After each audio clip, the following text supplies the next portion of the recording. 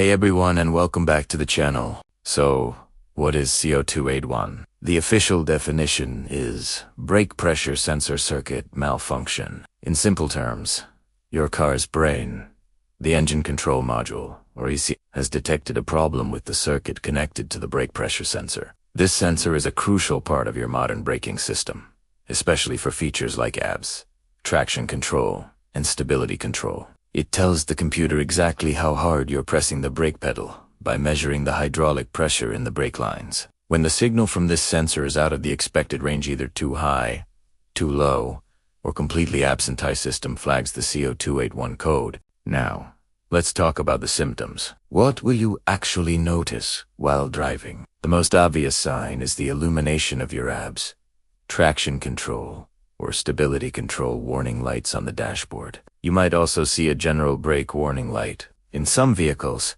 you could experience a harder or spongier brake pedal feel than usual. It is also possible that your ABS or traction control systems might not work correctly during an emergency stop or when you lose traction. This is because the computer can't accurately gauge your braking input, so it disables these safety features as a precaution. In rare cases, you might not notice any driving issues at all, other than the warning lights. So, what are the common culprits behind a C0281 code? The most frequent cause is, unsurprisingly, a faulty brake pressure sensor itself. These sensors operate under high pressure and can fail over time. However, don't just rush out and buy a new sensor just yet.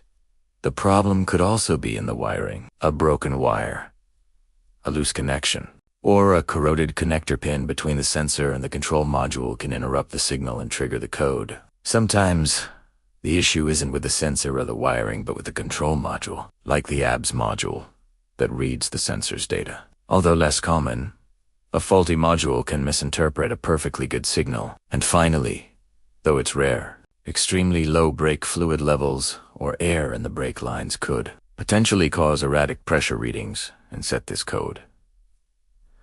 Alright, let's get to the diagnosis and repair. The first step is always a visual inspection. Check your brake fluid level and top it off if it's low. Then, locate the brake pressure sensor. It's usually mounted on the master cylinder or the ABS hydraulic control unit. Carefully inspect the sensor's electrical connector and the surrounding wiring for any obvious signs of damage, like frayed wires, corrosion, or loose pins. A good wiggle test on the connector can sometimes reveal an intermittent connection. If the visual inspection doesn't turn up anything, you'll need a good diagnostic scan tool that can read live data. With the tool connected, navigate to the ABS module data stream and look for the brake pressure sensor reading. With the engine on and your foot off the brake, the reading should be at or near 0. As you slowly press the brake pedal, the pressure reading should increase smoothly and steadily. If the reading is stuck at a high value, a low value, or doesn't change when you press the pedal, it points towards a problem with the sensor or its circuit.